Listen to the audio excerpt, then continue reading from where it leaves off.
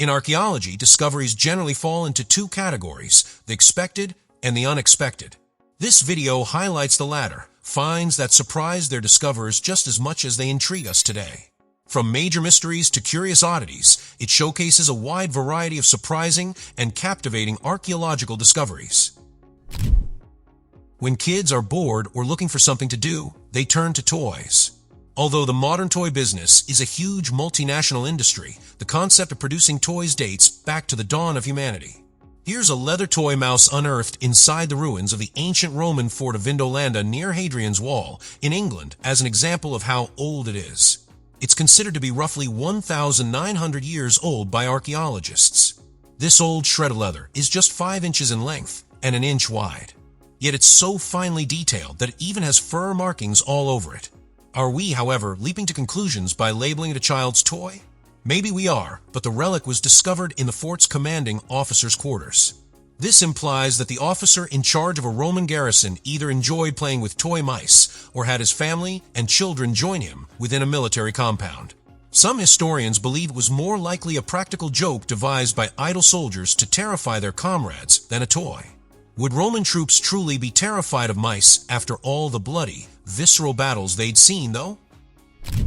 The history of the ancient peoples and cultures of South America is shrouded in mystery. We know very little about the Inca people, and perhaps even less than that about the people who came before them. That's why discoveries like the one that happened in 2008 in Huacapaclana, Peru, are so important, even if we don't understand them completely. The discovery was the mummy of a female, believed to be the pre-Hispanic warrior culture that once lived on the land before the Incas. She was buried with a wide-eyed death mask and was found alongside 2 other adults and a child, possibly from the same family. Unfortunately, it's likely that the child was the victim of human sacrifice, perhaps to honor the dead adults. Testing carried out on the body indicates that it comes from approximately the year 700. It's the first fully intact war burial site ever found within the region. Although this discovery tells us a lot about the war burial customs, there's still much to learn about their traditions and beliefs. Legends don't come much bigger than the one attached to the Sword of Peter, which is held in the Archdiocesan Museum of Poznan in Poland and treated as a holy relic. Legend has it that this is the same sword that St. Peter used to cut off the ear of a servant of the high priest when Jesus Christ was arrested in Gethsemane. That sounds spectacularly unlikely to be true, but let's examine the facts. It's a wide-tipped sword, similar in proportions to a modern machete. The first verifiable historical mention of its existence came in 1609, when it was referenced in the writings of the Polish historian Jan Długas. Długas said the same thing about the sword that people say now. It's supposed to be a Roman sword used by St. Peter and mentioned in the Gospels. However, Długas noted that it may have been a replica of that sword made for Pope Stephen VII. If we are to believe Długas, which we have no reason not to, the sword first arrived in Poznan in the year 968 as a gift from the Pope to Bishop Jordan. There's no record of its existence prior to that, and therefore no way of verifying the fantastical story behind it. The Great Ludovisi Sarcophagus, also called the Ludovisi Battle Sarcophagus, is an ancient Roman sarcophagus discovered in 1621 in the Vigna Bernascone, a tomb close to the Porta Tiburtina in Rome. It dates back to around 250 to 260 CE and is recognized for its densely populated, anti-classical portrayal of Romans and Goths in state of distress. This work of art is an example of the battle scenes that were common in Roman art during the crisis of the 3rd century. The sarcophagus was named after its first modern proprietor, Ludovico Ludovisi, and has been on display within the National Museum of Rome since 1901.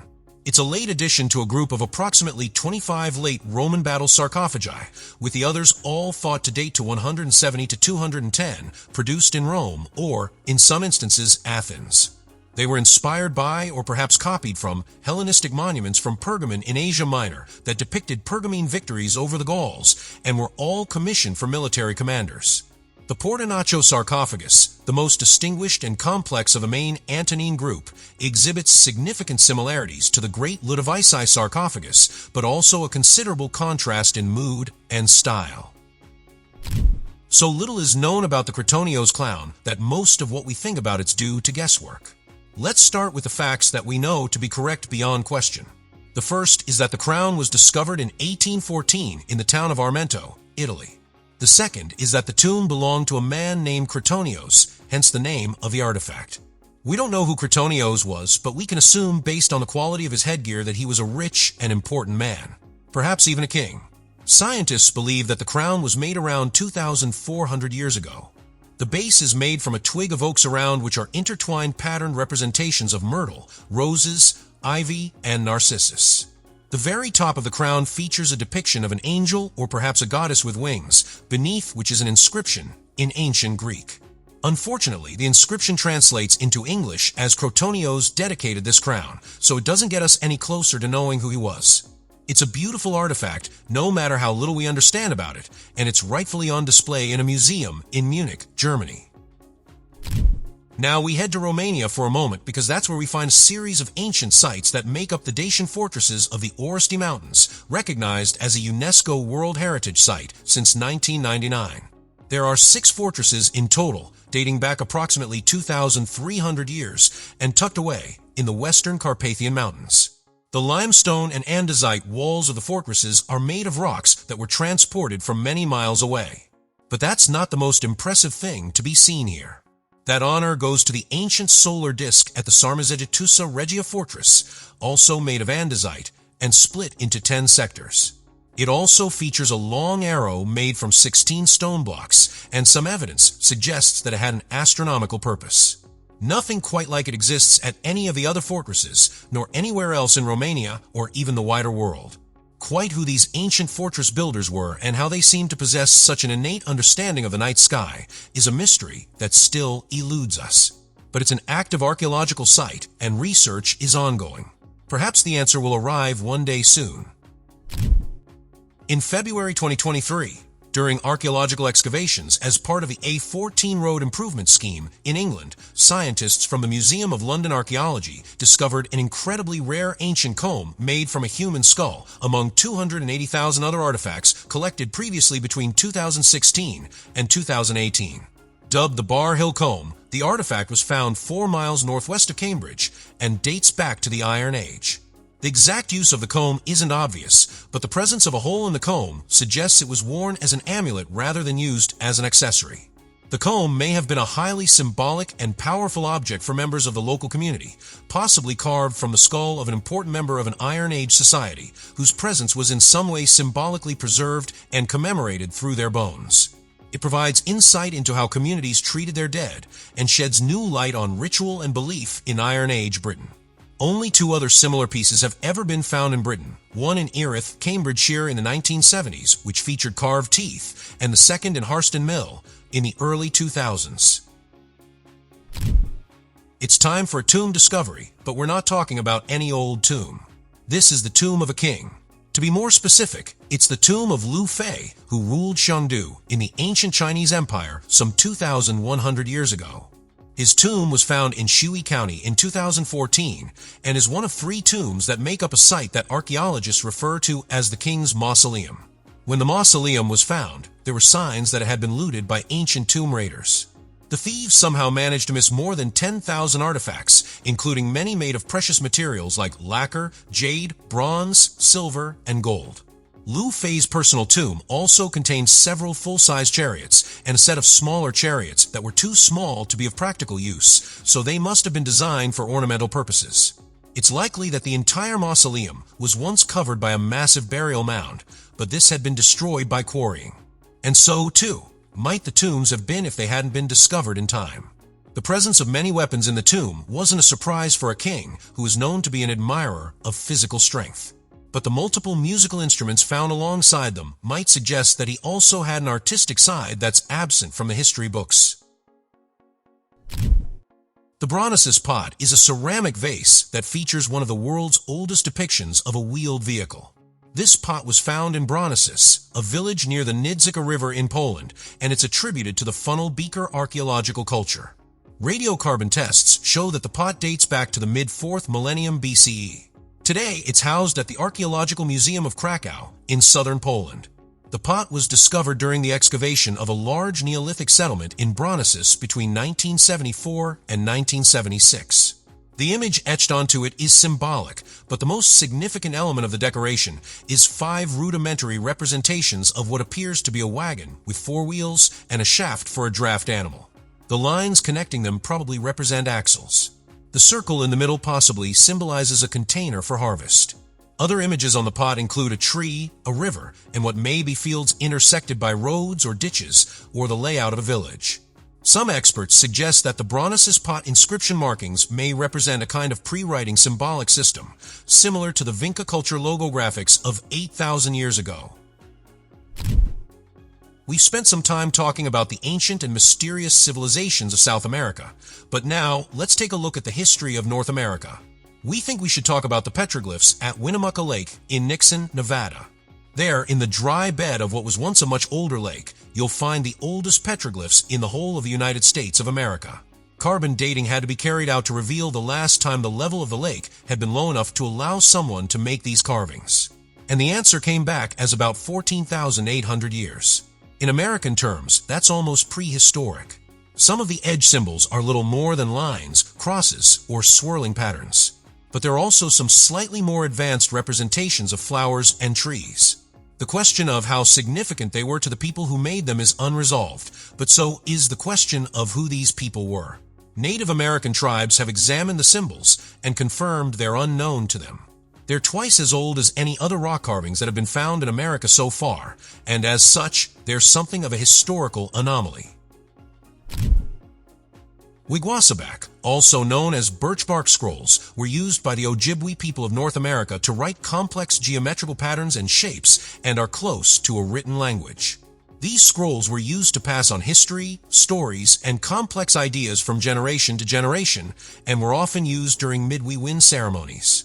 The scrolls were made by inscribing ideographs on the soft inner bark of paper birch trees, which were then stitched together using wadub and stored in birch bark boxes to prevent unrolling. Scrolls were also recopied and stored in dry locations, often underground in special containers or in caves. The purpose of the scrolls was to keep records for instructional and guidance purposes, such as songs and healing recipes, and to keep the history of the Ojibwe migration from eastern North America to further west. Birch bark scrolls could contain any number of pictorial representations either through engraving or with the use of red and blue pigment, and could measure anywhere from a few inches to several feet. The scrolls are considered ancient artifacts and may yet provide clues to the migration patterns and history of North American and South American peoples. When, where, and why did human beings start wearing clothes? The answers to at least one of those questions might be found in the Contrabandier's Cave in Morocco. There, archaeologists have discovered direct evidence that humans lived in the cave 120,000 years ago and skinned small carnivores using their skins for fur, then turning their bones into tools that made pelts from the fur. This amazing discovery was first reported in September 2021. This is the oldest known evidence of humans making clothing using tools in the archaeological record. Homo sapiens first emerged a little over 300,000 years ago.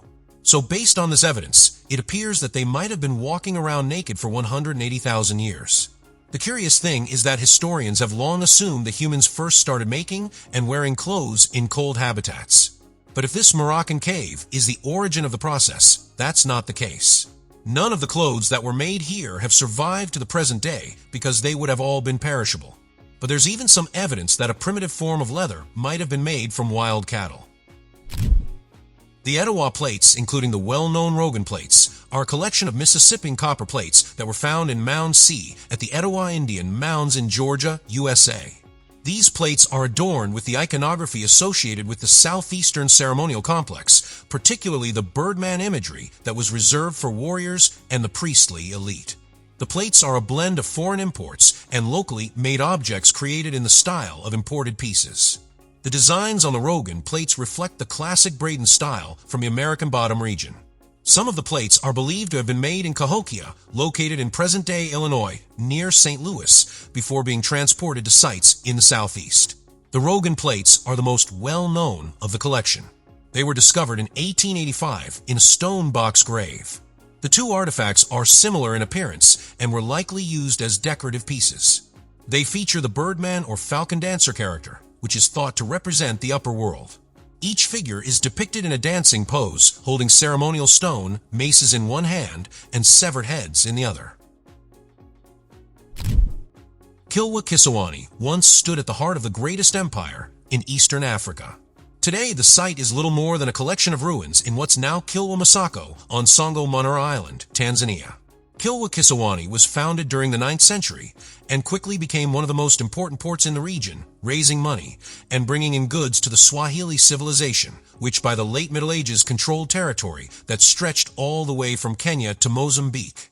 The most impressive of the ruins here is the Great Mosque, which is the oldest mosque on the East African coast that's still standing. Its 16 domes are supported by a lattice of pillars and arches, making for dramatic scenery. The Palace of Husseini Kabwa is almost as impressive and was the largest building in sub-Saharan Africa when it was new. Local legends say that the empire that once existed here was established by a prince from Persia who bought Kilwa Kisawani from a king in return for an enormous amount of cloth. The prince then destroyed the bridge that connected the island to the mainland and set up a kingdom of his own. Is that true? Probably not, but we can't disprove it. Back to Zuma II, the Aztec emperor during the Spanish conquest is believed to have worn this incredible featherwork headdress. It's made of kutzil and other feathers with sewn-on gold detailing and is currently housed in the Welt Museum in Wien in Vienna, Austria. However, there's uncertainty regarding its true origin, and some experts have even questioned whether it's actually a headdress. The piece is now at the center of a dispute between Austria and Mexico, as no similar pieces remain in Mexico. Although the headdress is often referred to as Montezuma's, there is no direct evidence linking it to the emperor himself. It's been identified as a headdress, but it also matches the appearance of other kinds of objects seen in contemporary depictions, such as battle standards and large devices worn on the back rather than the head. Regardless, the object is always associated with the deity Quetzalcoatl. The headdress became an object of interest to European researchers in the late 19th century. It's been restored and exhibited in various collections, including that of Archduke Ferdinand in Ambrus near Innsbruck, Austria. Although artifact exchanges and restitution were considered with the Mexican government, a bilateral expert commission ultimately deemed the piece too fragile to transport, and so it remains in Vienna. If you were digging through an archaeological site and came across a cluster of little clay balls, you might be inclined to disregard them or mistake them for broken pieces of pottery. It takes a specially trained eye to understand what they really are. The balls, of which there are more than 900, were found in an ancient kitchen at Escalera al Cielo, Yucatan, Mexico, in 2012. When examined, they were found to contain traces of squash, beans, maize, and other root crops. That's a giveaway that they were involved in food processing, but the question is how? The clay has been fired, so it's likely that the balls were involved in the cooking stage of the process. The property they were found within was an elite residential settlement that was abandoned close to the end of the Terminal Classic period in the early 10th century. One theory is that the clay was fired and then placed into pots of food to cook the food around it. Another is that the balls were placed at the bottom of a pit to cook food that was layered on top of them. This would have been much slower than cooking with fire, but perhaps the process was easier to control. Archaeologists have discovered the first preserved example of a system of defensive stakes similar to the ones famously used by Julius Caesar to protect his soldiers from the Gallic army in 52 BCE. The stakes were discovered by a student team in the area of Bad Ems, Germany, on the former northern border of the Roman Empire. The site was once thought to be a smelting works from the early 2nd century CE, but it was discovered in 2016 that it was actually a 20-acre double-ditched Roman camp. The team, led by Frederick Off, discovered the wooden spikes in the damp soil of Blaskop Hill.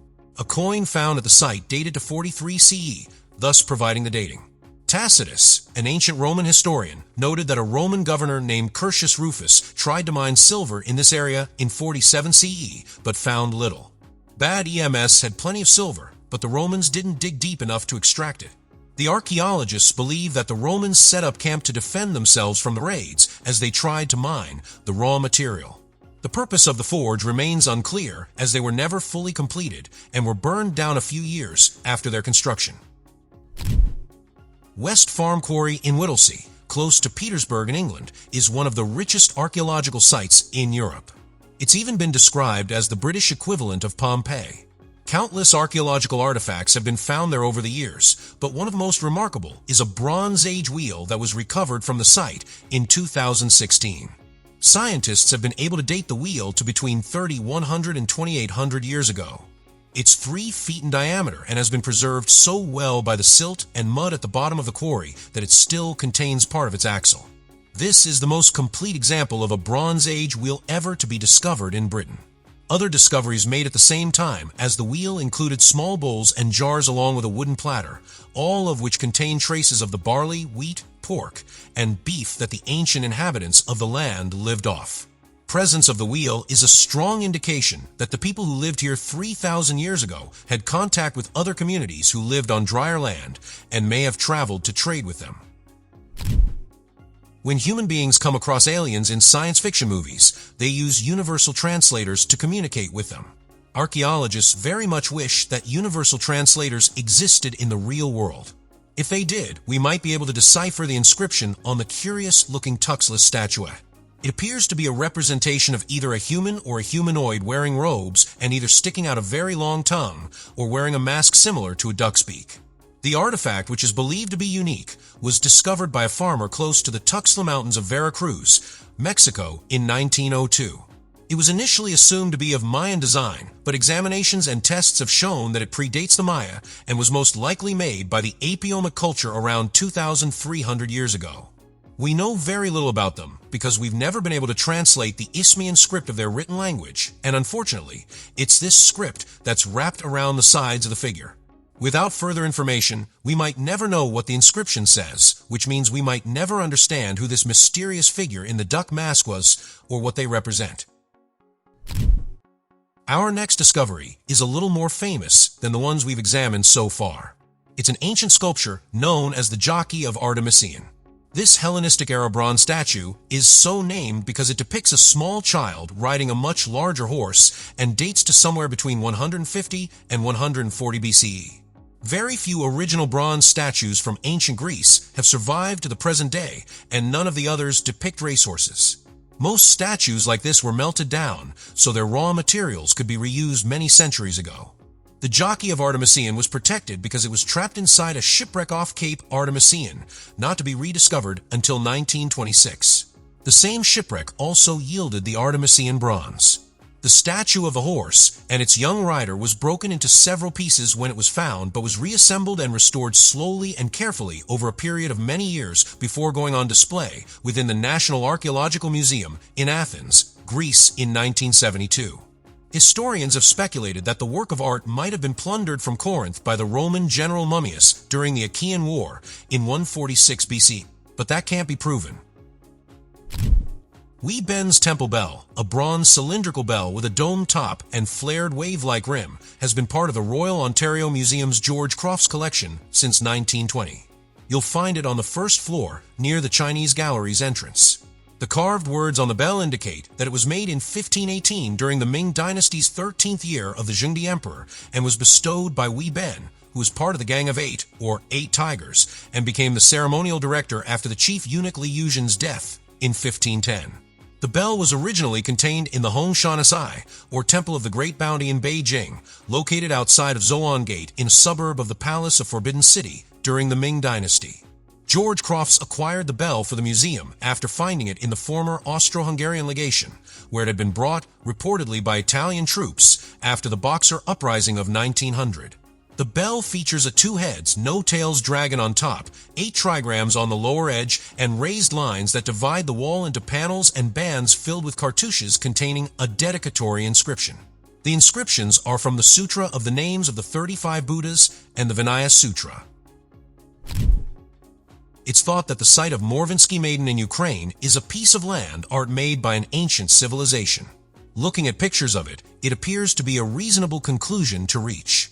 It's just a shame that we have no idea which civilization created it or why they did it. The landmark is in the Dnepropetrovsk region and is popular with tourists who like to come and try to solve its mysteries with their own eyes. Many people comment on the fact that it appears to be a representation of a crab, but it's also been proposed that it's an interpretation of an alien creature. There's more to the wonder of the site than just the strange landmark, though. Trees won't grow on the land, water runs off it quickly after rain, and the acoustics around and within the sculpture have been compared to those of a cathedral. There are some historians who will argue until they're red in the face that it's an ancient defensive fortress, and others will argue just as passionately that it's an ancient calendar observatory from which the solstice could be observed. We have no way of knowing who's right and who's wrong. A rare embroidered daisies depicting Jesus Christ was unearthed by archaeologists from the Institute of Archaeology of the Russian Academy of Sciences in a medieval burial ground in March 2023. The discovery was made during the construction of the Moscow-Kazan high-speed highway, where a medieval settlement and a Christian cemetery were found. A total of 46 graves were excavated, one of which contained the remains of a woman aged between 16 and 25 years, buried with an embroidered daisies depicting Jesus Christ and John the Baptist. A daisies is the name given to a traditional iconic representation of Christ in Byzantine and Orthodox art. The embroidered fabric was likely once a headdress made of dark silk samite and measures 4.7 inches by 2.1 inches with two parts connected by a woven gold ribbon with a braided pattern. The highest level of craftsmanship, jewelry, subtlety, and elegance went into making this miniature embroidery. The central figure of the fabric depicts a frontal image of Jesus Christ in a blessing gesture, while on the right is John the Baptist in a prayerful pose facing him. This artifact is called the Crosby Garrett helmet, and it was found by an anonymous amateur metal detectorist near the town of Crosby Garrett in Cumbria, England in May of 2010. The finder was immediately aware that he'd potentially found something unique, but it wasn't until experts were called that it was identified as a copper alloy Roman cavalry helmet dated to approximately 2,300 years ago. Based on its design, its function might have been ceremonial rather than military, and the design appears to more closely resemble the traditions of the Trojans than the ancient Romans. That's not necessarily a surprise, though. The Romans copied many Trojan traditions within their cavalry tournaments. Controversially, the helmet was sold into the hands of a private collector for $3.6 million 6 months after it was found. As it isn't made of precious metal, its discovery wasn't covered by the British Treasure Act, so the sale couldn't be prevented. Fortunately, the owner has allowed it to be displayed occasionally at exhibitions. Subscribe to the channel and turn on notifications, and you will be the first to know when a new video comes out. Thank you for watching, and see you in the next video.